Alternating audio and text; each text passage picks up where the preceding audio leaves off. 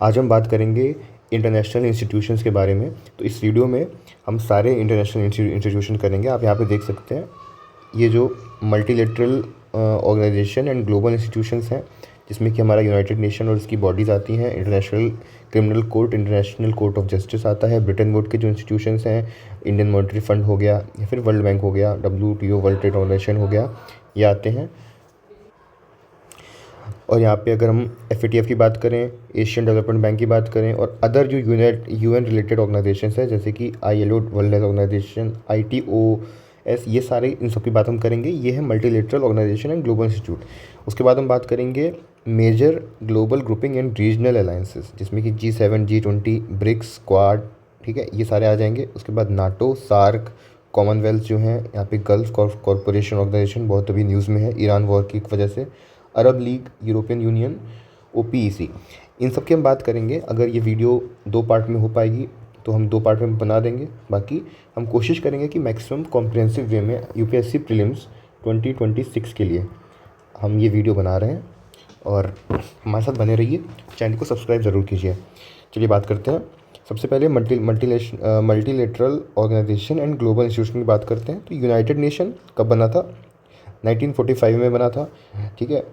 जो UN charter का जिसने रेटिफिकेशन किया है, ये 51 मेंबर्स ने ओरिजिनली इसका अपने देश में रेटिफिकेशन किया था। रेटिफिकेशन क्या होता है कि स्टेट उसको मंजूरी दे देता है। स्टेट अपने लेवल पे, अपनी गवर्नमेंट पे, यानी कि एक कंट्री है वो अपनी कंट्री के लेवल पे उसको मंजूरी दे देगा UN चार्टर को, तो वो उसका रेटिफिकेशन हो जाता है। तो ये 51 मेंबर्स ने किया था। इसका पर्पस क्या है? पर्पस है इंटरनेशनल पीस और सिक्योरिटी।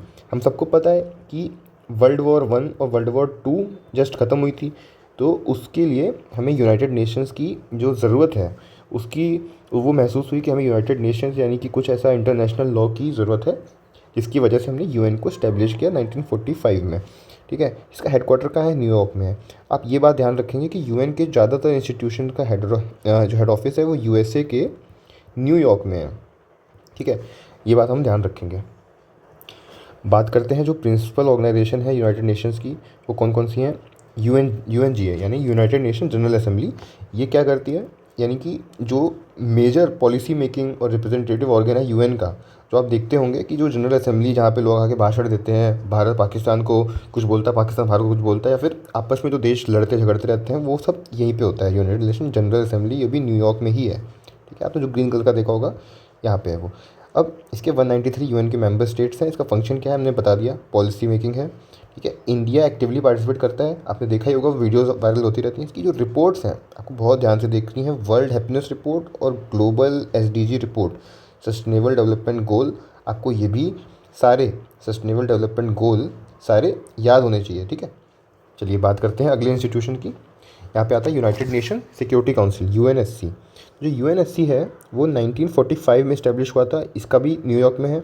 अभी मैंने बताया आपको कि सबके ज़्यादातर के न्यूयॉर्क में, जिसका नहीं होगा वो मैं स्पेशली हाईलाइट करूँगा। जैसे कि ये जो कोर्ट ऑफ जस्टिस है, यानी जो भी कोर्ट वगैरह हैं वो हेग में है। बाकी सारे ये देखिए सारे न्यूयॉर्क में। आपको अंडरलाइन मिलेगी इस वाली PDF में। ये PDF आपको मिल जाएगी वीडियो के डिस्क्रिप्शन में, ठीक है। UNSC की बात करते हैं। इसमें 5 लोग होते हैं परमानेंट, 10 लोग होते हैं नॉन परमानेंट। जो नॉन परमानेंट होते हैं उसकी ड्यूरेशन होती वो पहले तो इलेक्टेड होते हैं। ड्यूरेशन होती है 2 साल। जो अगर आप एक बार इलेक्ट हो गए हो तो आप उसका जो अगला साल है उसमें इलेक्ट नहीं हो सकते, उसके बाद इलेक्ट हो सकते हो। यानी अगर इंडिया यहाँ पे इलेक्ट हुआ है तो उसके जस्ट अगले साल में इलेक्ट नहीं हो सकता। ये 2 साल के लिए इंडिया यहाँ इलेक्ट हुआ तो उसके अगले साल इलेक्ट नहीं हो सकता, यानी 2 साल का गैप हो जाएगा। फिर इंडिया इलेक्ट हो गया, फिर 2 साल के लिए रहेगा, फिर 2 साल इलेक्ट नहीं हो सकता। ये नॉन परमानेंट मेंबर में ये बार रख दिया कि वो 2 साल ही इलेक्ट हो सकते हैं। मतलब एक बार इलेक्ट हो गए और फिर तुरंत कांट इलेक्ट अगेन इमीडिएटली, ठीक है। अब इसमें भी जो 10 नॉन परमानेंट हैं इनको रीजन के हिसाब से डिवाइड किया गया है कि एशिया अफ्रीका में 5 मिलेंगी, ठीक है, 1 मिलेगी लैटिन अमेरिका को या 2 मिलेंगी, और ऐसे ईस्टर्न यूरोप, वेस्टर्न यूरोप, इस तरह से इसको डिवाइड किया गया है। और जो परमानेंट मेंबर है उसमें चाइना आता है, फ्रांस आता है, रशिया, UK और USA। ये बात आपको याद रखनी कि जो रशिया है ज़्यादातर US के साथ बहुत कम ही दिखता है, लेकिन यहाँ पे रशिया और US एक साथ हैं। China, France, Russia, UK, US, ये आपको पांचों बहुत अच्छे से याद रखने हैं, इसको भूलना नहीं है। फंक्शन क्या करता है ये? सिक्योरिटी काउंसिल है तो जाहिर सी बात है ये इंटरनेशनल पीस और सिक्योरिटी पे काम करेगा। ठीक है, बाइंडिंग डिसीजन बनाएगा और मिलिट्री एक्शन को ऑथराइज़ करेगा कि किसने सही मिलिट्री एक्शन किया है नहीं किया है। आजकल इसका ज़्यादा रोल रह नहीं गया है, क्योंकि इंटरनेशनल लॉ को कोई मानता नहीं है। जैसे अभी ईरान में वॉर चल रही है, ठीक है, वो सब बात हम बाद में करेंगे, अब इस वीडियो को कॉम्प्रिहेंसिव बनाते हैं। ठीक है, ये सबसे इंपॉर्टेंट क्या रिपोर्ट निकालता है, annual report on children and armed conflict. आपको ये ध्यान रखना है कि चिल्ड्रन और आर्म्ड कॉन्फ्लिक्ट, इस तरह का जब भी आपको कीवर्ड दिखे हमेशा आपको UNSC मार्क करके आना है एग्ज़ाम में। ठीक है, ये अभी न्यूज़ में है तो ये इंपॉर्टेंट हो सकता है।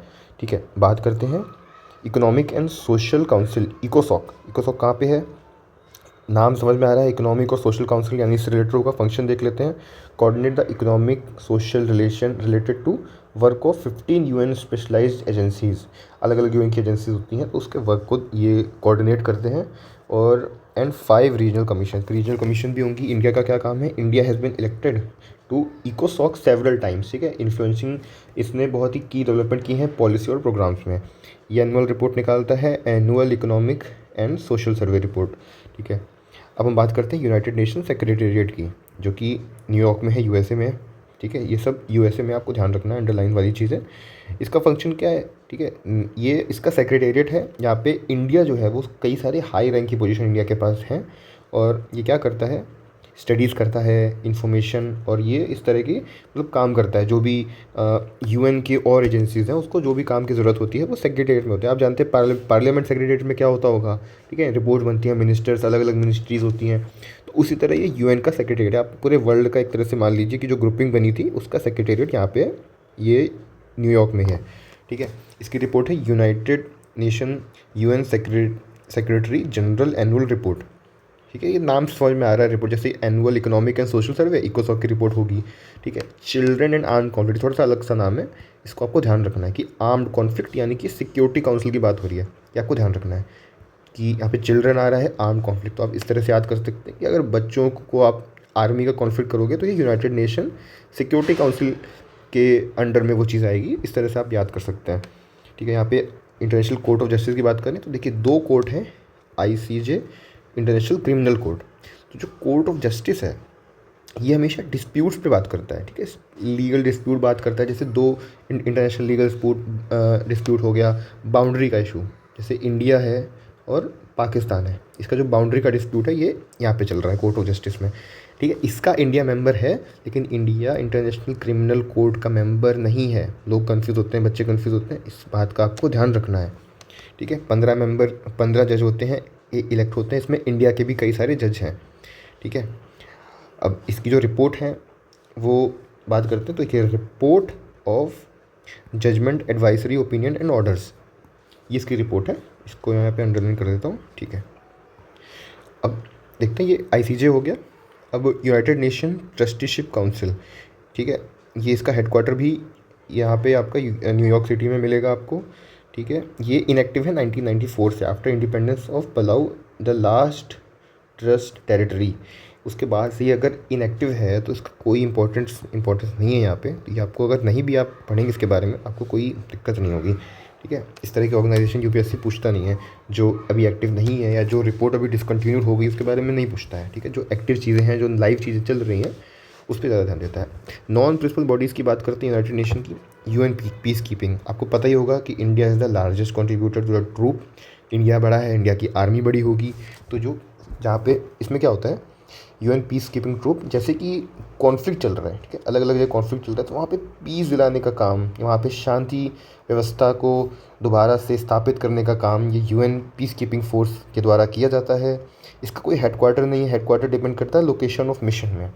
अगर इंडिया और पाकिस्तान के बीच में लड़ाई चल रही है, बहुत ज़्यादा डिस्टर्बेंस हो गया, तो हो सकता है कि इंडिया पाकिस्तान वहीं पे कहीं इसका हेडक्वार्टर बना दिया जाए, लेकिन इसका कोई हेडक्वार्टर निश्चित नहीं है। ठीक है, लोकेशन पे डिपेंड करता है, आपको ध्यान रखना ये बात।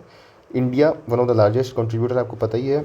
ये क्या रिपोर्ट निकालेगा, नाम से आप समझ सकते हैं, पीस कीपिंग है, तो यहाँ पे पीस कीपिंग देखिए ये बहुत आसान है, आपको डायरेक्टली कीवर्ड से रिलेट करना है। पीस कीपिंग ये रिपोर्ट निकालता है United nation human right council, इसमें आते हैं, 2006 में आता है ये, इसका जेनेवा में है।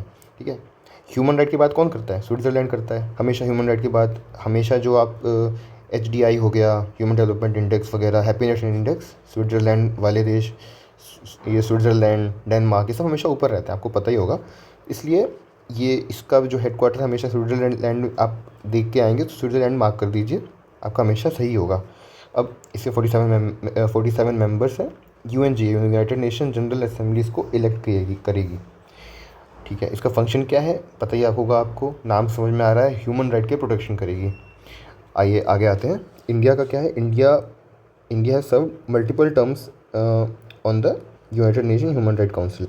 ठीक है, ये एडवोकेट करती है balanced and non politicised approaches to the human right issue. ठीक है, ये आपको नाम मतलब आप रीड कर लेंगे ना, पीडीएफ में बहुत ही आसान करके चीज़ों को लिखा हुआ है। इसकी रिपोर्ट भी उसी तरह से होगी, ह्यूमन राइट करके होगी, कीवर्ड से आप समझ जाएंगे। ठीक है, United nation commerce and United nation conference on trade and development, इसका जेनेवा में है। ठीक है, लोग कंफ्यूज होंगे कि न्यूयॉर्क में होगा, बट ट्रेड एंड डेवलपमेंट ये स्विट्ज़रलैंड से रिलेट नहीं कर रहा है, ये थोड़ा सा और सी चीज़ है, यूपीएससी से पूछ सकती है, तो आप ये इंपॉर्टेंट समझिए कि इस तरह की जो अलग चीज़ें होती हैं, यानी जिसमें लोग कंफ्यूज होते हैं वहीं यूपीएससी खेल जाती है। तो ये आप याद रखिए कि जो ट्रेड एंड डेवलपमेंट है यूनाइटेड नेशन का, UNCTAD, ठीक है, वो जेनेवा में है, स्विट्ज़रलैंड में है। ठीक है, ये आपको चीज़ ध्यान रखनी है। Trade and development report, trade and development वो कॉमन वर्ड आ रहा है, तो आप ये रिपोर्ट तो मार्क कर ही सकते हैं कि ठीक है ये इसकी रिपोर्ट होगी। इसके मेंबर 195 हैं, डील करता है trade, investment and development issue से। इंडिया डायरेक्टेड फैक्ट्स तो इंडिया रिलेटेड फैक्ट्स, इंडिया क्या है एक्टिवली पार्टिसिपेट करता है, और जो भी चीज़ें इसमें सीधे सीधे बहुत ही कॉम्प्रिहेंसिव वे में लिखी हुई हैं। हमारे कुछ और बच्चे हैं, उसके बाद हम ये वीडियो एंड करेंगे, आपको अगली वीडियो में बाकी सारी चीज़ें बताएंगे। यानी हम यूएन के अगर सारे इसमें इस वीडियो में कर लेते हैं, ये तो वीडियो थोड़ी लंबी हो जाएगी। ठीक है, United nation economic and social commission और एशिया पैसिफिक, ये थाईलैंड में है। ठीक है, ये इसका बैंकॉक थाईलैंड में है, ये आप ध्यान रखिएगा। जो एशिया पैसिफिक की बात हो रही है तो ये बैंकॉक यहाँ पे बढ़ चढ़ कर हिस्सा लेता है। इंडिया क्या है, इंडिया सिग्निफिकेंट मेंबर है इसका, बहुत सारी इवेंट इंडिया ने होस्ट करे हैं, और रीजनल पॉलिसी डायलॉग में इंडिया ने कंट्रीब्यूट किया है। ठीक है, एशिया पैसिफिक वर्ड रिलेट करके आप आराम से इसकी रिपोर्ट को मैच कर सकते हैं। ये हो गया। अब United nation global supply chain, जो सप्लाई चेन है, देखिए इसका भी हेडक्वार्टर फिक्स नहीं है। इसका हेडक्वार्टर फिक्स क्यों नहीं, क्योंकि सप्लाई चेन से रिलेटेड है। आप ऐसे सोच सकते हैं कि ये सप्लाई चेन हो रही है, यानी कि कभी यहाँ पे किसी चीज़ की कमी पड़ी, कभी वहाँ पे किसी चीज़ की कमी पड़ी, तो ये होस्टिंग नेशन पे डिपेंड करता है। और किसका हेडक्वार्टर फिक्स नहीं हुआ है, आप बताइए एक बार, अभी हमने पढ़ा है किसका नहीं है, पीस कीपिंग फोर्स का नहीं है। जो पीस कीपिंग फोर्स है उसका भी हेडक्वार्टर फिक्स नहीं है, डिपेंड करता है कहाँ पे आपको पीस चाहिए, किस लोकेशन में पीस चाहिए, उस जगह पे हेडक्वार्टर बना दिया जाता है इसका। तो उसी तरह से ये सप्लाई चेन वाले का भी हेडक्वार्टर फिक्स नहीं है। इसकी मेंबरशिप है open to the member state, private sector and academia, यानी कि ये इस तरह का है सप्लाई चेन वाला कि इसमें कौन कौन आ सकता है, प्राइवेट में लोग भी आ सकते हैं।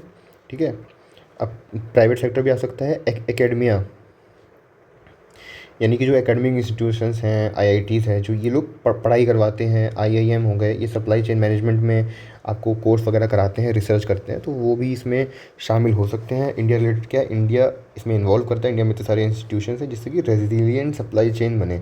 वर्ल्ड में बहुत ही सारे डिसऑर्डर चल रहे हैं, कहीं ये लड़ाई हो रही है, कहीं वो लड़ाई हो रही है, रशिया यूक्रेन, ठीक है, और इस तरह की जो अलग अलग लड़ाइयाँ हो रही हैं, सप्लाई चेन डिसरप्ट हो जाती है, जिसको ये सस्टेनेबली इंडिया वर्ल्ड की जो सप्लाई चेन है उसको मेंटेन करने का काम करता है ये। ठीक है, रेजिलिएंट ट्रांसपोर्ट सिस्टम, उसी की बात हो गई। ठीक है, अब कोविड-19 के टाइम पे इसने बहुत अच्छा, इंडिया ने बहुत अच्छा काम किया। इसकी रिपोर्ट है वो सप्लाई चेन से रिलेटेड ही होगी। ठीक है, सप्लाई चेन से related report on state of global supply chain, ठीक है, and recommendation for enhancing resilience and efficiency, इस तरह की बात यहाँ पे हो रही है। अब एक बार ये बहुत ही इंपॉर्टेंट चीज़ आती है, ये बहुत ही ज़रूरी हो जाता है एग्ज़ाम के लिए, क्योंकि अभी जो पुतिन भाई साहब हैं, ठीक है, पुतिन भाई साहब को इस कोर्ट के द्वारा सज़ा सुनाई गई थी, इंटरनेशनल क्रिमिनल कोर्ट के द्वारा। तो इसको एक बार हम ध्यान से पढ़ते हैं। अब देखिए, जो क्रिमिनल कोर्ट है वो इंडिया ने रेटिफाई नहीं किया है। ये देखिए, India has not ratified the Rome statute. What is Rome statute? इसका इस्टेब्लिशमेंट रोम स्टैट्यूट से हुआ था। तो फिर आप लोगों के मन में सवाल आएगा, इसका कौन से स्टैट्यूट से हुआ था? देखिए, ये यूएन का है। ठीक है, जो यूएन का चार्टर होता है ये उससे गवर्न होता है। तो जो यूएन का हिस्सा है वो automatically international court of justice का भी हिस्सा हो जाता है। ठीक है, इसका हेडक्वार्टर हेग में है। हेग का है, और किसका हेडक्वार्टर हेग में है? इसका भी हेडक्वार्टर हेग में ही है। बच्चे कंफ्यूज होते हैं, बच्चे सोचते हैं इसका हमारा न्यूयॉर्क में होगा, लेकिन ऐसा नहीं है, इसका भी हेग में है। ये दोनों के कॉमन, जो भी आप ये बात याद रखिए, जहाँ भी ये कोर्ट वगैरह की बात आती है, कोर्ट वगैरह की बात आती है, उसका हेडक्वार्टर कहाँ पे है? सॉरी,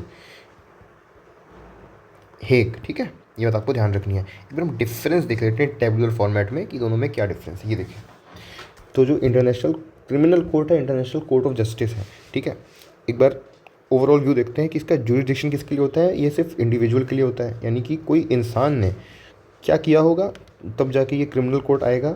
ठीक है, जेनोसाइड किया होगा, वॉर क्राइम किया होगा, या अग्रेशन। अब पुतिन का नाम याद रखिए। ठीक है, पुतिन का नाम याद रखिए, वो क्रिमिनल एक तरह से उसको डिक्लेयर किया गया है। तो उसने क्या किया होगा? जेनोसाइड, वॉर क्राइम, अग्रेशन, इसलिए उसको इसने मतलब सज़ा सुनाई। और इसको रोम इंस्टीट्यूट, अभी हमने बात करी है, उससे गवर्न होता है, इंडिया मेंबर नहीं है। और ये रिलाइज ऑन स्टेट कॉरपोरेशन, इसको स्टेट अगर कॉरपोरेट करती है तो उस पर ये काम करता है। इंटरनेशनल कोर्ट ऑफ जस्टिस जो ICJ है, अगर हम उसकी बात करते हैं तो इसका सिर्फ स्टेट में जुरिडिक्शन होता है, इंडिविजुअल में कोई जुरिडिक्शन नहीं। यानी कि इंडिया एज अ पार्टी इसमें अपना केस ले जा सकता है। इसका पर्पस क्या है? डिस्प्यूट रिजॉल्व करता है स्टेट, दोनों स्टेट के बीच में, और लॉ एडवाइस करता है। ठीक है, ये देखिए, ये UN चार्टर से गवर्न होता है। बताया था मैंने आपको कि ये इंडिया मेंबर है, तो इंडिया ने UN चार्टर साइन किया है तो इंडिया ऑटोमेटिकली इसका मेंबर बन जाता है। बट इंडिया ने रोम इंस्टीट्यूट को साइन नहीं किया। क्यों नहीं किया? सोवरेन इश्यूज़ के कारण। इंडिया चाहता है कि हमें कोई बाहर का, मतलब कोई बाहर का कोर्ट हमें ये ना बताए कि हमें क्या करना चाहिए, हमें किसको सज़ा देनी चाहिए, किसको नहीं देनी चाहिए। तो इस कारण से मतलब इंडिया ने इसको रेटिफाई नहीं किया है, इसका जो रोम इंस्टीट्यूट है, इसलिए इंडिया इसका मेंबर नहीं है। और इसमें इंडियन जजेस होते हैं इंटरनेशनल कोर्ट ऑफ जस्टिस में। ठीक है, इसमें तो मेंबर ही नहीं है तो जजेस क्या होंगे। यहाँ पे हमारी बात आगे ख़त्म हो जाती है, क्योंकि ये हम आगे का जो हिस्सा है ब्रेटन वुड्स कॉन्फ्रेंस, ये हमारी अगली वीडियो आएगी, उसमें करेंगे। तब तक के लिए आप चैनल को सब्सक्राइब ज़रूर करिए, और अगर आपको वीडियो पसंद आई है तो लाइक ज़रूर करिए, जिससे कि अगली वीडियो बनाने के लिए हमें मोटिवेशन हो। और आप इस वीडियो को 2x में भी देख सकते हैं, क्योंकि UPSC का जो प्रीलिम्स है वो पास आ रहा है, प्रीलिम्स 2026, उसके लिए ये वीडियो डेडिकेटेड है। उसमें ये इंस्टीट्यूशन आपको एक जगह बहुत कम वीडियोस में मिलते हैं। तो thank you so much for watching this video.